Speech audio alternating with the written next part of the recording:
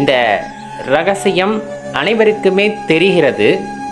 ஆனாலும் அந்த ரகசியத்தின் உட்பொருளை அறிந்து கொள்வதற்குத்தான் யாரும் தயாராக இல்லை அப்படிங்கிறது தான் நிதர்சனமான உண்மை.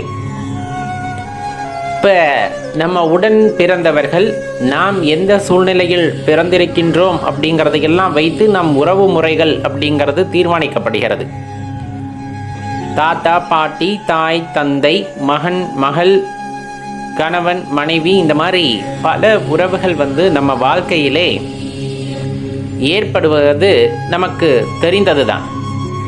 இந்த உறவுகள் எல்லாம் நமக்காக ஏற்பட்டது அப்படிங்கிற அந்த பிம்பம் அப்படிங்கிறது சரிதானா அப்படிங்கிற அந்த எண்ணம் அல்லது அந்த சிந்தனையானது நமக்குள் உதித்து கொண்டிருக்க வேண்டும். ஆனால் நாம் என்ன நினைத்து கொள்கிறோம் என்றால், இந்த உறவுகள் யாவும் நமக்காக கொடுக்கப்பட்டது, இந்த உறவுகள் நம் வாழ்க்கையிலே பின்னி பிணைந்திருக்கிறார்கள் அப்படிங்கிற மாதிரியான எண்ணமானது நமது வாழ்க்கையிலே எப்பொழுதுமே தோன்றும்.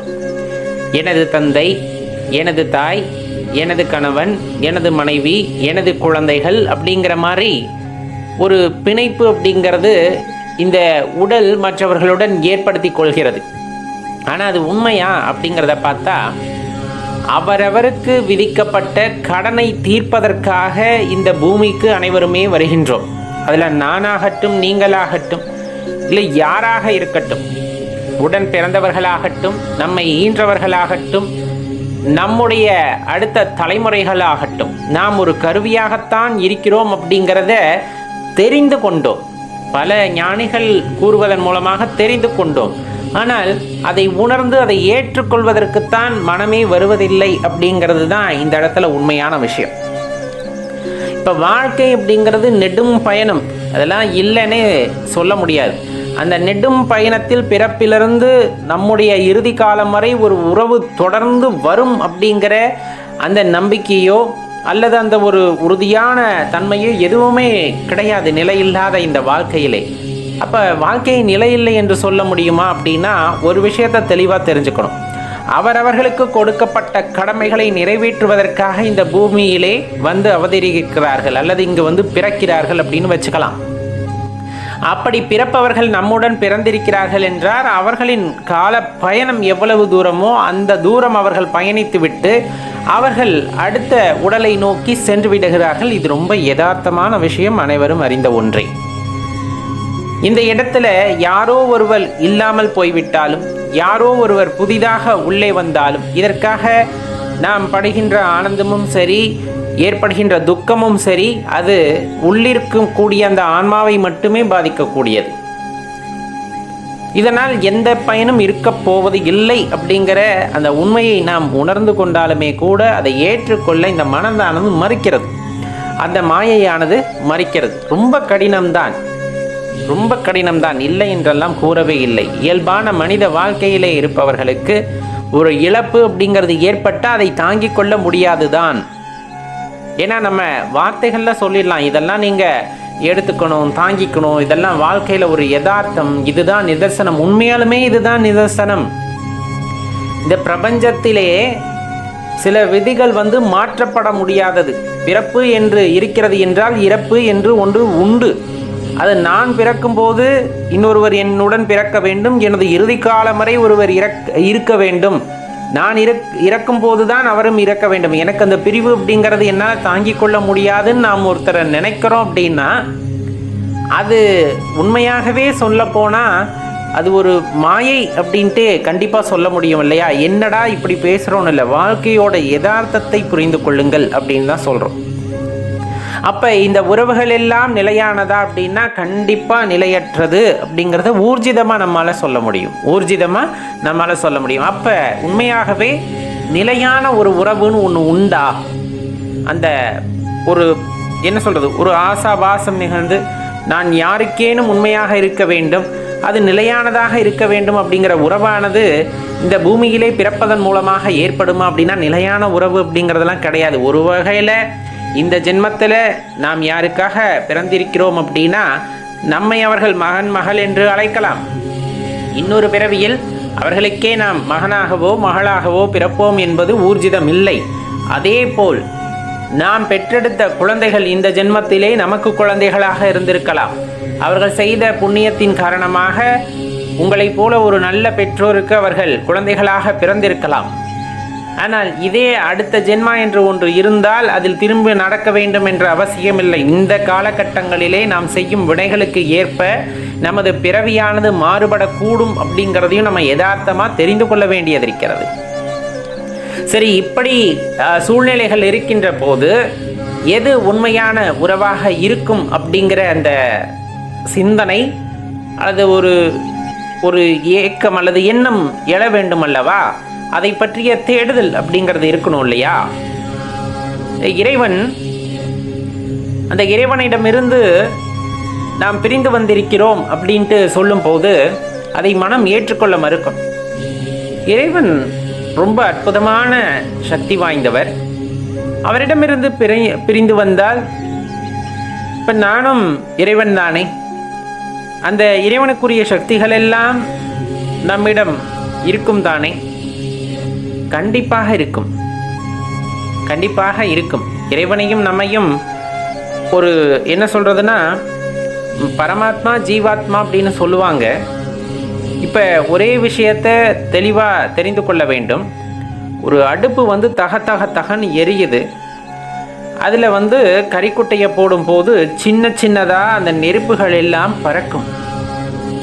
அந்த நெருப்புகள் பறந்து எந்த இடத்தில் விழுகிறது அப்படிங்கிறத தெளிவாக பாருங்கள். அந்த விழுகின்ற நெருப்பானது தரையிலே விழுந்து விட்டது என்றால் கொஞ்ச நேரத்தில் அந்த நெருப்பானது காணாமல் போய்விடும். அதே அந்த நெருப்பானது காய்ந்த சருகின் மீது விழுகிறது என்றால் அந்த அடுப்பு எப்படி எரிந்ததோ அதே போல் அந்த இடத்துல ஒரு மாபெரும் ஒரு நெருப்பு பிரளயத்தை அந்த இடத்துல உண்டாக்கிடும். காய்ந்த சருகுகளின் மீதோ காய்ந்த கட்டைகளின் மீதோ இந்த மாதிரி விழுந்ததுன்னா அப்போ அது விழுகின்ற இடத்திற்கு தகுந்தாற் போல அது தன்னை வடிவமைத்துக் கொள்கிறது. அப்படிங்கிறது தான் நம்ம தெளிவாக தெரிந்து கொள்ள வேண்டிய ஒரு பெரிய பரம ரகசியம். இப்போ நாம் பிறவி எடுத்திருக்கிறோம். நாம் எங்கு இருக்கிறோம் என்பதை பொறுத்து தான் எனக்குள் அந்த ஆற்றல் இருக்கிறதா இல்லையா என்பதை நாம் புரிந்து கொள்ள முடியும்.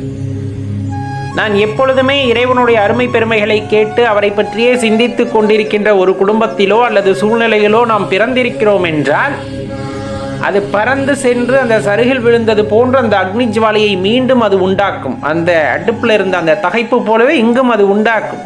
அந்த ஆற்றலை நம்முள் உணர முடியும். மாறாக கடவுள் நம்பிக்கையே இல்லாமல் கடவுளை பற்றியே எண்ணாத ஒரு குடும்பத்திலே நாம் போய் விழுகின்றோம். ஒரு தரையில் விழுகிற மாதிரி அந்த இடத்துல பிறவி எடுக்கிறோம். நம்ம சூழ்நிலையில் சுற்றுப்புறத்தில் இருக்கிறவங்களுக்கு யாருக்குமே ஆன்மீகத்தில் ஒரு நாட்டம் இல்லை.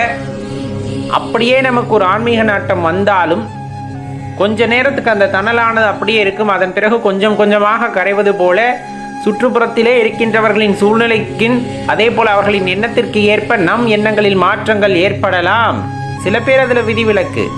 ஆனால் அந்த மாற்றம் ஏற்படும் போது அந்த சூழ்நிலைக்கு ஏற்ப நாம் மாறிவிடுகிறோம் என்பதை தெரிந்து கொள்ள வேண்டும். அந்த இடத்துல தான் நம்முள் இருக்கின்ற அற்புத சக்தியை உணர்ந்து கொள்வதும் அதை உணர மறுப்பதும் அப்படிங்கிற நிகழ்வானது நிகழ்கிறது. எப்படி என்னுள் இருக்கின்ற அந்த அதீத சக்தியை உணர்ந்து கொள்ள முடியும் அப்படின்னா, இங்கே உணர்ந்து கொள்ள வேண்டும் என்று இப்போதிருந்தே நினைக்க ஆரம்பித்து விட்டால் இறைவன் அதற்கு ஏற்றாற் போல ஒரு வழியை கட்டாயமாக ஏற்படுத்தி தந்து விடுகின்றார். அதில் எல்லாம் நீங்கள் சந்தேகமே கொள்ள வேண்டாம். இதற்காக நான் இன்னொரு பிறவி எடுத்து இன்னொரு இடத்திலே அந்த சருகின் மீது போய் விழ வேண்டுமா அப்படின்னா கிடையாது. இன்னமும் உங்களுக்கு ஏற்றவாறு அந்த சூழ்நிலையை மாற்றி அமைத்துக் கொள்ளுங்கள். நான் பிறப்பு ஒரு மாதிரி இருந்தாலும் ஒருவேளை நாத்திக குடும்பத்தில் பிறந்திருக்கலாம். உங்களை சுற்றி இருக்கிற சொந்த பந்தங்கள் நண்பர்கள் எல்லாம் ஆன்மீகத்திலே நாட்டம் இல்லாதவர்களாக இருக்கலாம். ஆனால் எனக்கு ஒரு நாட்டம் இருக்கிறது அப்படிங்கும் போது அந்த நெருப்பு துளியானது பறந்து பறந்து எப்படியாவது காற்றின் மூலமாக அடித்து செல்லப்பட்டு சருகின் மீது ஒரு சில நேரங்களில் விழும். அப்போ சின்ன தணலானது பெரியதாக மாறக்கூடும். அதே போல தான் நீங்கள் மனதிலே இறைவனை பற்றி ஆழ்ந்து சிந்திக்கும் போது அவரை பற்றி உணர்ந்து கொள்ள வேண்டும் என்ற எண்ணம் உங்களுக்குள் தோன்றும் பொழுது நீங்கள் அந்த ஆசையை மேலெழுப்பும் பொழுது இந்த காற்றானது வீச ஆரம்பிப்பது போல இறைவனின் கருணை உங்கள் மீது திரும்ப ஆரம்பிக்கும். அப்போ அந்த தணலானது மீண்டும் பறந்து எப்படியாவது அந்த சருகை நாடி போவது போல உங்களை அடியார் கூட்டத்திலே இறைவன் சேர்த்து விடுவார். அடியார் பெருமக்களுடன் நீங்கள் சேர்ந்து விட்டால் இறைவனின் புகழை பாடலாம், இறைவனின் பெருமைகளை பேசலாம், இறைவனைவே நினைத்து உருகலாம், இறைவனின் இருப்பை உணர்ந்து கொள்வதற்கு முயற்சி செய்யலாம். இப்படியெல்லாம் வாய்ப்புகள் அந்த இடத்திலே கிடைக்கும் பொழுது நாம் அந்த சருகை அடைந்தது போல அந்த தணலானது மீண்டும் மீண்டும் பெருகி ஒரு நெருப்பு பிழம்பாக மாறுவது போல நம்முள் இருக்கின்ற ஆற்றலை உணர முடியும், நம்முள் இருக்கின்ற சக்தியை உணர முடியும். இது உண்மையாகவே நாம் தான் மாற்றியமைத்துக் கொள்ள வேண்டும் என்பதை தெரிந்து கொள்ளுங்கள். இந்த பிறப்பு எப்படி இருந்தாலும் சரி, நாம் செய்த வினையின் பயனாக நாம் என்ன இந்த பிறவியிலே செய்ய வேண்டும் என்று இறைவன் விதித்து அனுப்பினாரோ அதற்கு தகுந்தாற் போல பிறவியை நாம் எடுத்திருப்போம். அதில் எந்த குற்றம் குறையும் இறைவனை சொல்லக்கூடாது. ஏன்னா எல்லாம் நாம் செய்தது, அதன் வினை பயனாக இந்த பிறவியை எடுத்திருக்கின்றோம். ஆனால் இந்த பிறவி என்பது உங்களுக்காக கொடுக்கப்பட்டது. இந்த பிறவி என்பது இந்த உடலுக்கும் உடலுக்குள் இருக்கின்ற ஆன்மாவுக்குமாக இறைவன் கொடுத்திருக்கிறார். அப்போ உங்களுக்கான வாய்ப்புகளையும் கொடுக்கின்றார். குறைந்தபட்சம் இந்த பிறவியிலாவது உனக்குள் இருக்கின்ற அற்புத சக்தியை உணர்ந்து கொள், நீ வேறு யாரும் இல்லை என்ற ரகசியத்தை உணர்ந்து கொள் அப்படிங்கிறதற்காக கொடுக்கப்பட்ட இந்த பிறவியை யார் கொடுக்கிறார்? சிவபெருமான் நமக்கு கொடுத்திருக்கின்றார். நீ எங்கேயெல்லாம் தட்டி தடுமாறி கீழே விழ போறியோ எல்லா இடத்துலையுமே கையை பிடிச்சு தூக்கி விடுவார். எல்லா இடத்துலையுமே கையை பிடிச்சு மேலே தூக்கி விடக்கூடிய ஆற்றல் படைத்தவர் யார் என்றால் சிவபெருமான். எல்லாரும் சொல்லுவாங்க, கஷ்டம் வருது, துன்பம் வருது, கஷ்டம் வருது, துன்பம் வருது, அடடடடா என்னால் தாங்க முடியாத வாழ்க்கையடா, இந்த கஷ்டம் என்னை எதிரிக்கும் வேண்டாம் அப்படிங்கிற மாதிரி நிறைய பேசுவாங்க. எந்த சிவனடியாரும் இந்த வார்த்தையை பேச மாட்டார். எந்த சிவனடியாரும் இந்த வார்த்தையை பேச மாட்டார். அவருக்கு தெரியும், அந்த சிவனடியார்களுக்கு தெரியும், இறைவன் எதை செய்தாலும் நம்மை தூக்கி விடுவதற்காகத்தான் அதை செய்வார் என்பது அவர்களுக்கு ஆழ் மனதில் ஒரு அதீத நம்பிக்கையானது இருக்கும். அதே போல அவர்கள் எண்ணமும் அதே போல்தான் இருக்கும். எந்த ஒரு சூழ்நிலையிலும் இறைவன் என்னை கீழே தள்ள மாட்டார், நானாக கீழே விழுக போனாலும் என் கையை பிடித்து தூக்கி விடுவார், என்னை தாங்கிக் கொள்வாரை தவிர எனக்கு எந்த நேரத்திலும் தீமை செய்யாதவன் எம்பெருமான் ஈசன் அப்படிங்கிற அந்த எண்ணமானது சிவனடியார்கள் மத்தியிலே மனதிலே ஆழமாக இருக்கும். குழந்தை பருவமாக இருந்து வாலிப பருவம் மீதி வயோதிக பருவம் வரை ஒவ்வொரு காலகட்டங்களிலும் இந்த உடலில் ஏற்படுகின்ற மாற்றத்திற்கு தகுந்தவாறு மனதிலும் சில தாக்கத்தை உண்டு பண்ணி பல குழப்பங்கள் ஏற்படுத்தினாலும் அதிலே ஒரு தெளிந்த ஞானம் போல ஒரு குறிப்பிட்ட காலகட்டத்திலே நம்மை அவர் ஆட்கொண்டு இறைவனை பற்றிய எண்ணங்களை மனதிலே உதிக்கச் செய்து அவரை பற்றிய எண்ணங்களை மேலோங்கச் செய்து அதன் வாயிலாக உண்மையை உணர்வதற்கு அவர் வழிகாட்டுகின்றார். நம்ம ஏற்கனவே சொன்ன மாதிரி இந்த பிறப்பு இறப்பு அப்படிங்கிறதெல்லாம் இயல்பாக நடக்கக்கூடியது. எப்படி சொல்கிறோம் அப்படின்னா, ஒரு மரமானது அந்த விதையிலிருந்து வளர்கிறது, விருட்சமாகிறது, மீண்டும் மண்ணோடு மண்ணாக போகின்றது. நீங்கள் உலகத்தில் மாற்ற முடியாதது அப்படின்னு பார்த்தோம்னா மாற்றம் ஒன்றே. இந்த அழிவு அப்படிங்கிறது எப்போவுமே நடக்கக்கூடியது, சம்ஹாரம் அப்படிங்கிறது. இப்போ அதே போல தான் இந்த உயிரை தாங்கி வந்திருக்கின்ற உடலானது மெல்ல மெல்லமாக வளர்ந்து ஒரு குறிப்பிட்ட காலகட்டத்தை அடைந்து முதிர்ச்சி அடைந்து இதில் எதுவும் செயலாற்ற முடியாதுன்னு தெரிந்து கொண்ட பின்னர் வேறு ஒரு கூட்டை தேடி இந்த உயிரானது போய்விடும், அந்த கர்மாவை சுமந்து கொண்டு. அவ்வளவுதான் இந்த வாழ்க்கை. இந்த உடலை கிடத்தி கொண்டு இந்த உடலுக்கிட்ட பெயரை சொல்லிக்கொண்டு போய்விட்டார் அப்படின்னா எங்க போனார், யாரு போனார், எங்க போனார் அப்படிங்கிற கேள்வியை மனதினுள்ள எழுப்பி பாருங்கள், தெரிந்துவிடும்.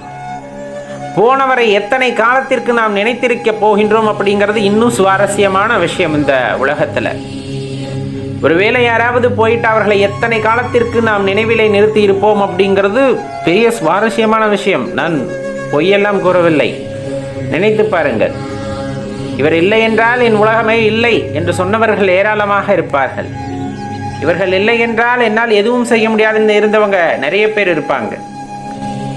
அவர்கள் பிரிந்தாலும் பிரிவிற்கு அப்புறமாக அது எத்தனை காலங்களுக்கு அந்த பிரிவானது நீடித்தது அப்படிங்கிறது பெரிய கேள்வியாக இருக்கும். நாம் ஏற்கனவே சொன்ன போலதான் ஒவ்வொருவரும் ஒரு கர்மத்தை ஆற்றுவதற்காக இங்கே வந்திருக்கின்றோம். அவர்களின் காலப்பயணம் முடியும் போது அவர் பாட்டுக்கு அடுத்த உடலை தேடி சென்று கொண்டே இருக்கின்றார்கள். ஆனால் தெளிவாக தெரிந்து கொள்ள வேண்டிய விஷயம், உடலை பெற்று பெற்று மீண்டும் மீண்டும் பிறந்து வருவதல்ல இந்த வாழ்க்கை. இந்த வாழ்க்கை அப்படிங்கிறது இறைவனின் அற்புதத்தை உணர்வதற்காக அரும் பெரும் ஆற்றலை நாம் உணர்ந்து கொண்டு அவருடன் ஐக்கியமாவது எப்படி என்று அறிந்து கொள்வதற்காக இறைவன் கொடுத்த ஒரு மிகப்பெரிய வாய்ப்பு அப்படின்னு சொல்லலாம். அந்த வாய்ப்பை தவறவிட்டு விட்டோமே என்றால் மீண்டும் மீண்டும் இந்த பிறவிச் சுழலிலே சிக்கிக்கொண்டு தவித்து கொண்டுதான் இருக்க முடியும் அப்படிங்கிற ரகசியத்தை உணர்ந்து கொண்டோமேயானால் இறைவனை தேடி நாம் செல்ல ஆரம்பிப்போம். நண்பர்களே, இறைவனை தேடி நாம் செல்ல ஆரம்பிப்போம்.